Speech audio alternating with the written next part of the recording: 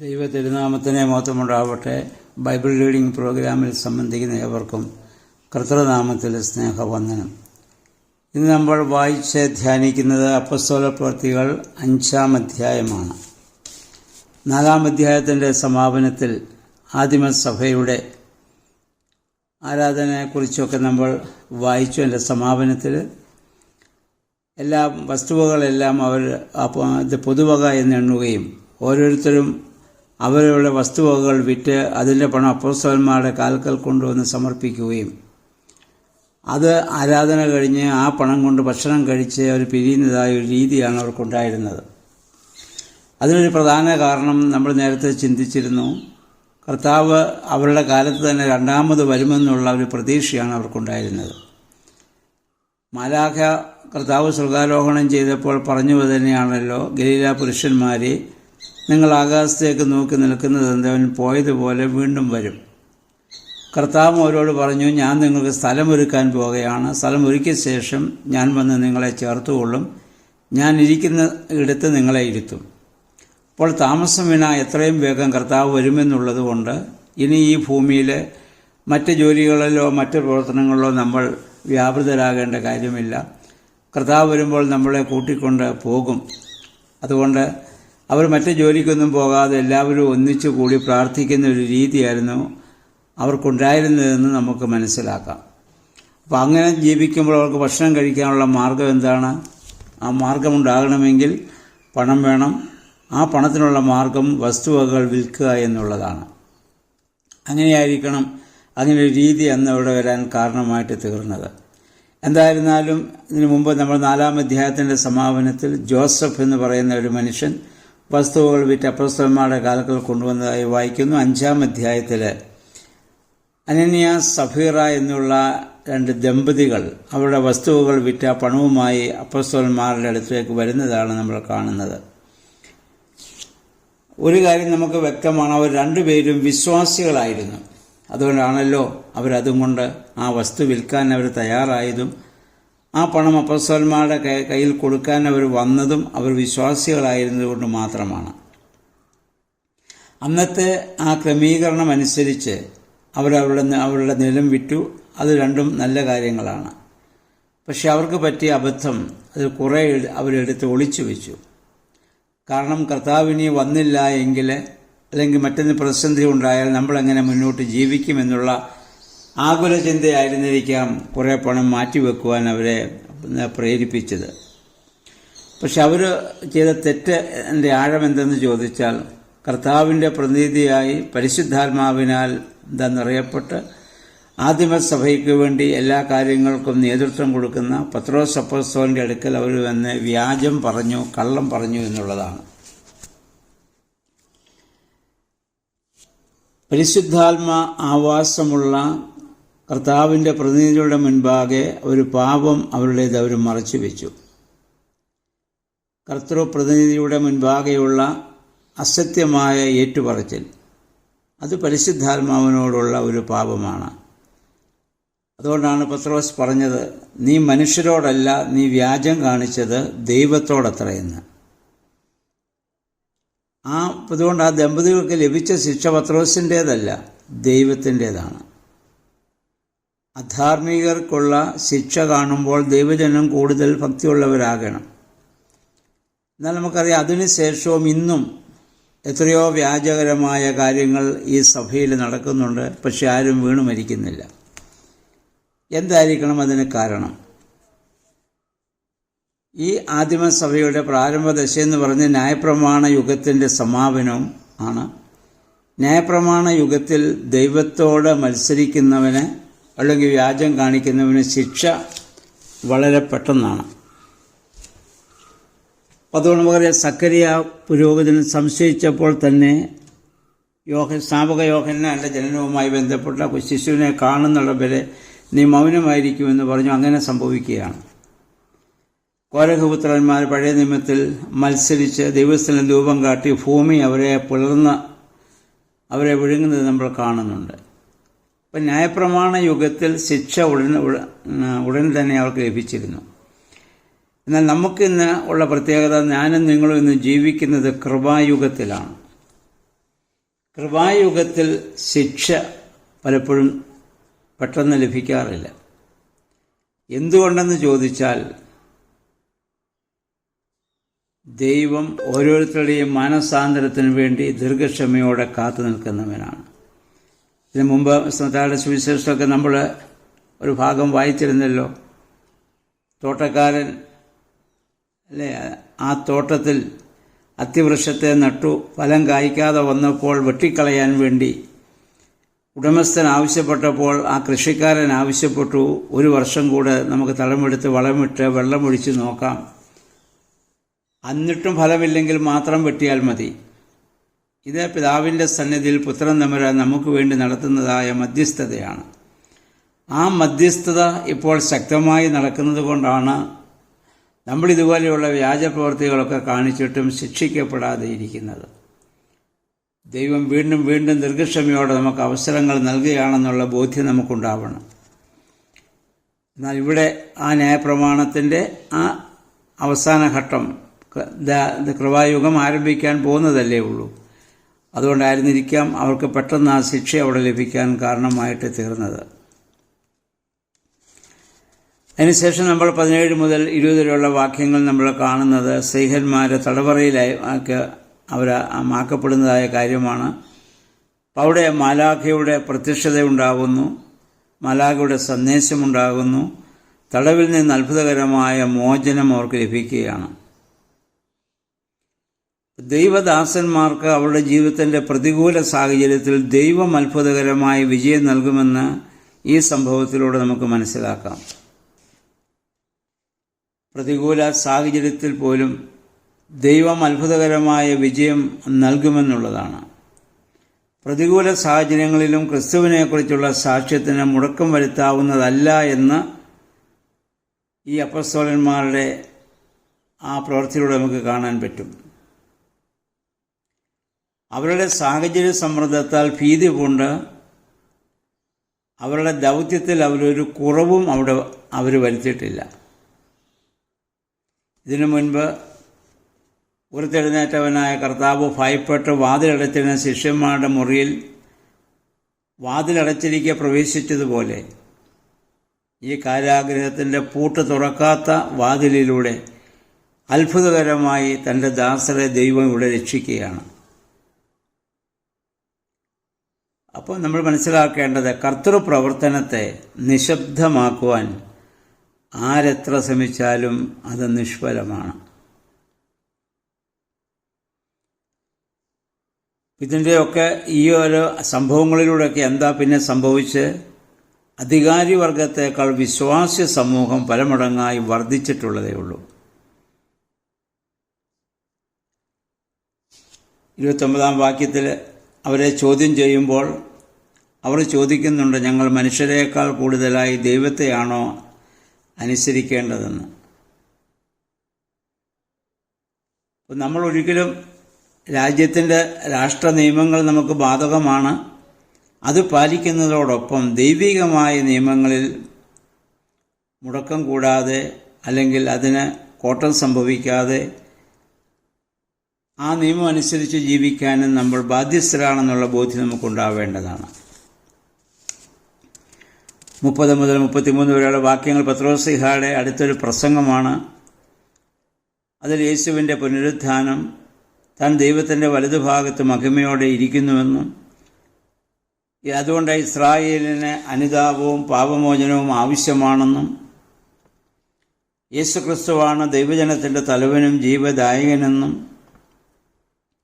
അതിന് ഞങ്ങളും പരിശുദ്ധാത്മാവും സാക്ഷികളാണെന്നും ഒക്കെ പത്രോസ്ലീഹ വളരെ ശക്തമായി ഇവിടെ പ്രഖ്യാപിക്കുന്നുണ്ട്. പക്ഷേ അവർക്ക് അങ്ങനെ അതൊക്കെ കേൾക്കുമ്പോഴും അനുതാപം ഒരിക്കലും അവർക്കുണ്ടാകുന്നില്ല. ഇന്നും ഇതുപോലെയുള്ള ദൈവത്തിൻ്റെ പല പ്രവർത്തനങ്ങളെ കാണുകയും നമ്മൾ കേൾക്കുകയും ചെയ്യുമ്പോഴും അനുതാപം കൊണ്ട് നിറയേണ്ടതിന് പകരം കോപം കൊണ്ട് നിറയുന്നതായ സാഹചര്യം. അപ്പോൾ അവരെ ഇവിടെ മേൽ കുറ്റം വിധിക്കുവാൻ അവരാലോചിക്കുമ്പോഴാണ് ഗമാലിയേൽ എന്ന് പറയുന്ന ഒരു വലിയ ഗുരുവിൻ്റെ ഇടപെടൽ. ആ കാലത്തെ പ്രസിദ്ധനായ ഒരു റാബിയായിരുന്നു ഗമാലിയേൽ. ഹില്ലേൽ എന്ന് പറയുന്ന വലിയ റാബിയുടെ ആ പൗത്രനാണ് അദ്ദേഹം. നമ്മൾ നേരത്തെ ഞാൻ മത്തായിയുടെ സുവിശേഷത്തിൽ ഞാൻ പറഞ്ഞിരുന്നു, അന്നക്കാലത്ത് പേരുകേട്ട 2 റാബിമാർ, ഒന്ന് ഹില്ലേൽ എന്നും മറ്റേ ഷമ്മായി എന്നുമായിരുന്നു. ഹില്ലേൽ സ്കൂളിൻ്റെ പഠിപ്പിക്കലായിരുന്നു ഏത് കാരണം ചൊല്ലിയും പുരുഷന് ഭാര്യയെ പിരിച്ചുവിടാമെന്നുള്ളത്. ഷമ്മായി സ്കൂൾ അങ്ങനെ പഠിപ്പിച്ചില്ല. സ്കൂളെന്ന് പറഞ്ഞാൽ 2 റാബിമാരാണ്. അവർ പറഞ്ഞു വ്യഭിചാരക്കുറ്റം കൊണ്ടല്ലാതെ സ്വഭാര്യ ഉപേക്ഷിക്കാൻ പാടില്ല എന്ന് അവർ പഠിപ്പിച്ചു. ആ പഠിപ്പിക്കലായിരുന്നു യേശുക്രിസ്തു സ്വീകരിച്ചത്. പക്ഷേ ഈ ഹില്ലേലിൻ്റെ ഈ ഗമാലിയേൽ എന്ന് പറയുന്നത് ഹില്ലേലിൻ്റെ ആയിരുന്നു എന്നാണ് ആ ചരിത്രത്തിൽ നമ്മൾ വായിക്കുന്നത്. അദ്ദേഹം സന്നദ്ധി സംഘത്തിലെ അംഗമായിരുന്നു. എന്നാൽ മതഭ്രാന്തന്മാരായ ശാസ്ത്രികളെ പോലെ അദ്ദേഹം ഒരു മതഭ്രാന്തനല്ലായിരുന്നു. യഹൂദന്മാരെ മറ്റ് ജാതികളോട് ദൈവത്തോടെ പ്രവർത്തിക്കണമെന്നും സ്ത്രീകളെക്കുറിച്ച് സഹതാപമുള്ളവരായിരിക്കണമെന്നും അതുപോലെ തന്നെ ശബത്ത് ആചാരത്തെക്കുറിച്ചുള്ള ഭാരമേറിയ നിയമങ്ങൾ സാധാരണ ജനങ്ങളുടെ മേൽ കെട്ടിവെക്കരുതെന്നും വാദിച്ചിരുന്ന വളരെ വിജ്ഞാനിയായ ഒരു മനുഷ്യനായിരുന്നു ഈ ഗമാലിയേൽ. അപ്പസ്തലനായ പൗലോസ് ഇദ്ദേഹത്തിൻ്റെ ശിഷ്യനായിരുന്നുവെന്ന് അപ്പസ്തല പ്രവൃത്തികൾ 22-ാം അധ്യായം 3-ാം വാക്യത്തിൽ നമുക്ക് വായിക്കാൻ പറ്റും. അപ്പം അദ്ദേഹം അവരോട് പറഞ്ഞു, നിങ്ങൾ വിചാരിക്കുന്നത് പോലെ പെട്ടെന്ന് ഇവരുടെ മേൽ നിങ്ങൾ നടപടിയെടുക്കാൻ പാടില്ല. അദ്ദേഹത്തിൻ്റെ വാദം മനുഷ്യനോടായാലും വസ്തുക്കളോടായാലും താൽക്കാലിക ക്ഷോഭത്തിൻ്റെയോ ഭയത്തിൻ്റെയോ അധികാരത്തിൻ്റെയോ പേരിൽ പ്രതികാര നടപടി ഉണ്ടാകാൻ പാടില്ല. അദ്ദേഹം പറഞ്ഞ വളരെ കറക്റ്റായിട്ടുള്ളൊരു ഭാഗമാണ് അദ്ദേഹം പറയുന്നത്. അദ്ദേഹത്തിൻ്റെ ജ്ഞാനമാണത് വെളിവാക്കുന്നത്. അദ്ദേഹം പറഞ്ഞു, ദൈവികവും ദൈവപ്രേരിതവുമല്ലാത്ത ഒന്നും അത് നിലനിൽക്കത്തില്ല, അത് പരാജയപ്പെടും. ദൈവം നടത്തിപ്പുള്ള പ്രസ്ഥാനത്തെ ആർക്കും ഒരിക്കലും ഇല്ലാതാക്കാനും സാധിക്കുകയില്ല.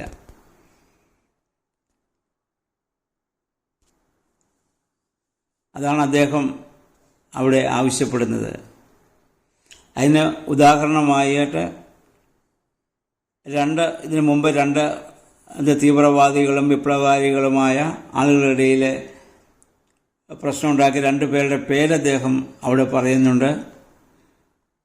അവരൊക്കെ പിന്നെ കുറേ നാളത്തേക്ക് അവർക്കൊക്കെ കുറേ പ്രശ്നങ്ങളുണ്ടാക്കാൻ സാധിച്ചെങ്കിലും അതൊക്കെ നിന്നുപോയി. കാരണം അതൊക്കെ മാനുഷികമായ ചിന്തയിൽ നിന്ന് അവരുണ്ടാക്കിയെടുത്ത പ്രസ്ഥാനങ്ങളും അവരുണ്ടാക്കിയെടുത്ത ചില സംവിധാനങ്ങളുമായിരുന്നു. അതിനൊന്നും ആത്യന്തികമായി നിലനിൽക്കാൻ സാധിക്കുകയില്ല.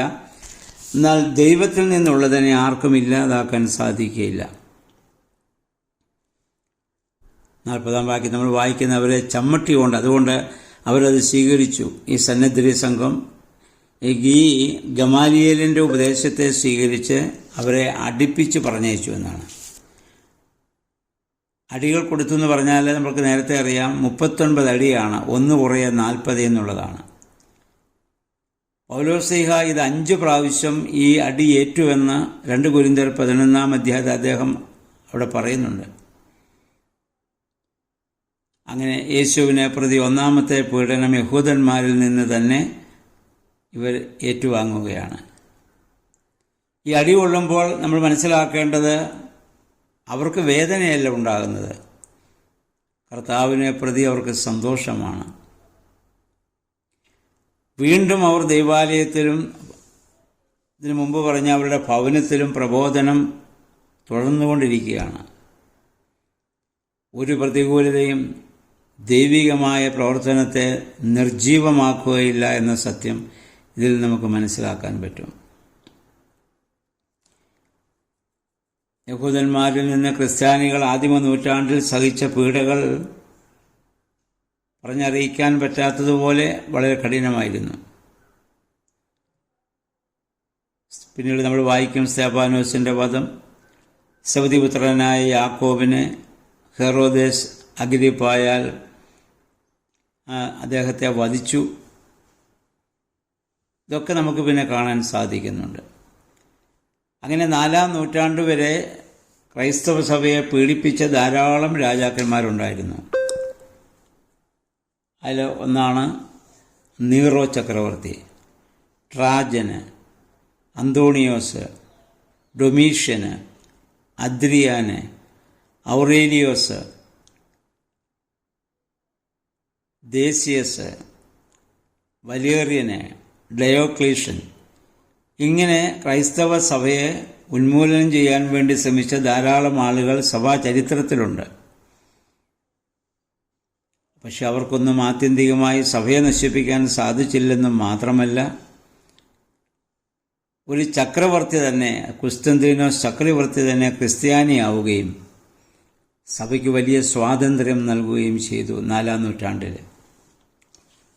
അദ്ദേഹമായിരുന്നു നിക്കിയ സുന്നോദോസിൻ്റെ അധ്യക്ഷനായിട്ട് അവിടെ ഉണ്ടായിരുന്ന ആളും. അപ്പം ക്രൈസ്തവ സഭ ആദിമ യേശുവിൻ്റെ കാലം മുതൽ അനേക പീഡകളെ അതിജീവിച്ചതാണ്. പീഡകൾ ഏക്കും തോറും അത് കൂടുതൽ ശക്തി പ്രാപിക്കുക മാത്രമേ അത് ചെയ്തിട്ടുള്ളൂ. ഗമാലിയേൽ പറഞ്ഞതാണ്, ദൈവത്തിൽ നിന്നുള്ളതാണെങ്കിൽ ആർക്കും അതിനെ ഇല്ലാതാക്കാനാവില്ല, മനുഷ്യരിൽ നിന്നാണെങ്കിൽ അത് നിലനിൽക്കുകയില്ല. പരിശുദ്ധ സുറിയാനി സഭയെ നശിപ്പിക്കാൻ അന്നു മുതൽ ഇന്ന് വരെ എത്രയോ ആളുകൾ പരിശ്രമിച്ചിട്ടുണ്ട്. പക്ഷെ പരിശുദ്ധ സഭ ഇപ്പോഴും നിലനിൽക്കുകയാണ്. കാരണം അത് ദൈവത്താൽ സ്ഥാപിതമാണെന്ന് നമ്മൾ ഓർക്കണം. ഈ അധ്യായത്തിലെ മറ്റൊരു പ്രധാന കാര്യം കർത്താവ് തൻ്റെ സ്ലീഹന്മാരിൽ കൂടി ചെയ്ത അത്ഭുത പ്രവർത്തനങ്ങളാണ്. 14 മുതൽ 16 വരെയുള്ള വാക്യങ്ങൾ ഈ വലിയ ശക്തമായ എതിർപ്പിൻ്റെ മധ്യേ സഭയുടെ വളർച്ച നമുക്ക് കാണാൻ പറ്റും. അത്ഭുതകരമായ രോഗശാന്തി, അതായത് പത്രോസ്ലീഹ നടന്നു പോകുന്ന വഴിയിൽ അദ്ദേഹത്തിൻ്റെ നിഴലെങ്കിലും തട്ടാൻ തക്കവണ്ണം രോഗികളെ വഴിയരികെ കൊണ്ടുകിടത്തി നമ്മൾ വായിക്കുന്നു. ഒരു മനുഷ്യൻ്റെ നിഴലിന് വാസ്തവത്തിൽ ആ ശരീരവുമായിട്ട് എന്താണ് ഡയറക്റ്റ് ബന്ധമുള്ളത്? ഒരു വശത്ത് വെളിച്ചം വരുമ്പോൾ മറുവശത്ത് അതിൻ്റെ നിഴൽ വരുന്നു എന്ന് മാത്രമേ ഉള്ളൂ. പക്ഷെ അങ്ങനെ കിടത്തിയ രോഗികൾക്കും സൗഖ്യം ലഭിച്ചല്ലോ. അതാണ് ദൈവത്തിൻ്റെ വലിയ പ്രവർത്തനം. പരിശുദ്ധന്മാരുടെ ശ്രേഷ്ഠത അവിടെ കാണാൻ പറ്റും. ഇതുപോലെ തന്നെയാണ് അപ്പോസ്തല പ്രവൃത്തികൾ 19-ാം അധ്യായത്തിൻ്റെ 12-ാം വാക്യം നമ്മൾ വായിക്കുമ്പോൾ പൗലോസ് അപ്പോസ്തലൻ്റെ മേയ്മയിൽ നിന്ന് റൂമാൽ കൊണ്ടിട്ട രോഗികൾക്ക് സൗഖ്യം പ്രാപിച്ചു എന്നാണ്. ടവല് അതെന്തിനാണ് ഉപയോഗിക്കുന്നത്? നമുക്കറിയാം, വിയർപ്പ് തുടയ്ക്കാൻ മാത്രം ഉപയോഗിക്കുന്നതാണല്ലോ സാധാരണ ടവല്. അതുകൊണ്ടിട്ട അതേ സ്പർശിച്ച രോഗികൾക്ക് വരെ സൗഖ്യം ലഭിച്ചിട്ടുണ്ട്. പഴയ നിയമത്തിൽ നമുക്കിത് കാണാൻ 2 രാജാക്കന്മാർ 2:13 മുതൽ 15 വരെ ഏലിയ പ്രവാചകൻ്റെ പുതപ്പ് കൊണ്ട് ഏലീശ പ്രവാചകൻ നദിയെ അടിച്ചു വെള്ളം അങ്ങോട്ടും ഇങ്ങോട്ടും മാറി അക്കരെ കടക്കാൻ സാധിച്ചു. 2 രാജാക്കന്മാർ 13:21 ഏലീശായുടെ കല്ലറയിലെ അസ്ഥികളുമേ സ്പർശിച്ച മൃദുശരീരം ജീവനുള്ളതായി തീർന്നു. ഇതുപോലെ വിശുദ്ധന്മാർ ധരിച്ചതായ വസ്ത്രം, അവരുടെ അസ്ഥികളൊക്കെ സഭയെ സംബന്ധിച്ചിടത്തോളം സഭ പറയുന്നത് തിരുശേഷിപ്പുകൾ എന്നാണ്. സഭ അതിനെ ആദരിക്കുകയും ബഹുമാനിക്കുകയും ഒക്കെ ചെയ്യുന്നത് എന്തുകൊണ്ടെന്ന് ചോദിച്ചാൽ, ഈ കാര്യങ്ങൾ പത്രോസിൻ്റെയും പൗലോസിൻ്റെയും ആദിമസഭയുടെ പ്രാരംഭ നാളുകളിൽ ഇതൊക്കെയാണ് സംഭവിച്ചിട്ടുണ്ട്. യോഹന്നാൻ്റെ സുവിശേഷം 14-ാം അധ്യായം വായിച്ചപ്പോൾ നമ്മൾ വായിച്ചു, കർത്താവ് പറഞ്ഞു, എന്നിൽ വിശ്വസിക്കുന്നവൻ ഞാൻ ചെയ്യുന്നതിലും വലിയ കാര്യങ്ങൾ ചെയ്യും. അതാണ് ഇപ്പോൾ ഈ സ്ലീഹന്മാരിലൂടെ സംഭവിക്കുന്നത് പരിശുദ്ധാത്മാവ് വന്നു കഴിഞ്ഞപ്പോൾ. അതുകൊണ്ട് കർത്താവിൻ്റെ ആ പരിശുദ്ധാത്മാവിൻ്റെ അനുഭവം ഏറ്റുവാങ്ങുന്നവരിലൂടെ അന്നും ഇന്നും ദൈവികമായ പ്രവർത്തനങ്ങൾ ശക്തിയോടെ നിർവഹിക്കപ്പെടുകയാണ്. അപ്പോൾ ആ സഭയുടെ ഒരു വശത്ത് കഠിനമായ പീഡകൾ സഭ സഹിക്കുമ്പോൾ മറുവശത്ത് അത്ഭുതകരമായ വളർച്ച അവിടെ നടന്നുകൊണ്ടിരിക്കുകയാണ്. അതുകൊണ്ടാണ് വിശ്വാസിയുടെ ജീവിതത്തിലുണ്ടാകുന്ന ഇതുപോലെയാണ് ഓരോ പ്രതിസന്ധി ഘട്ടങ്ങളും. അത് നമ്മളെ കൂടുതൽ ദൈവത്തിൽ ശക്തന്മാരാക്കി നമ്മളെ തീർക്കും. അതുകൊണ്ടായിരിക്കണം യാക്കോബ് ശ്ലീഹ പറഞ്ഞ്, കഷ്ടത സഹിക്കുന്ന മനുഷ്യൻ ഭാഗ്യവാൻ, അവൻ കൊള്ളാവുന്നവനായി തെളിയാൻ വേണ്ടിയാണത്. അങ്ങനെ തെളിഞ്ഞിട്ട് ദൈവം വാഗ്ദത്തം ചെയ്ത ജീവകിരീടം പ്രാപിക്കുവാനുമാണ്. അപ്പോൾ ആദിമ സഭയുടെ അനുഭവം ഇതാണെങ്കിൽ ദൈവത്തിൽ വിശ്വസിക്കുന്ന വിശ്വാസികളുടെയും അനുഭവം ഇതുതന്നെയാണ്. പിന്നെ ദിവസം ഈ 5-ാം അധ്യായം ആദിമസഭയിലുണ്ടായ അത്ഭുതകരമായ ഈ പ്രവർത്തനങ്ങളെ വായിച്ച് ധ്യാനിച്ച് അതനുസരിച്ച് നമ്മുടെ ജീവിതത്തെ നമുക്ക് ക്രമപ്പെടുത്താം. പരിശുദ്ധാത്മാവേ, ആദിമസഭയിൽ അന്ന് പ്രവർത്തിച്ചതുപോലെ ഞങ്ങളുടെ ഇടയിലും ഇന്ന് പ്രവർത്തിച്ച് ദൈവനാമ മഹത്വത്തിനു വേണ്ടി മാത്രം ചിന്തിച്ച് ജീവിപ്പാൻ ഞങ്ങളെ ശക്തീകരിക്കണമേ എന്ന് നമുക്ക് പ്രാർത്ഥിക്കാം. ഇന്നത്തെ ദിവസം ഈ 5-ാം അധ്യായം പല ആവർത്തി വായിക്കുന്നതിനും അതിലൂടെ ലഭിക്കുന്നതായ ആ വലിയ ദൂതനുസരിച്ച് ജീവിതത്തെ ക്രമപ്പെടുത്തുവാനും നമുക്ക് ശ്രമിക്കാം.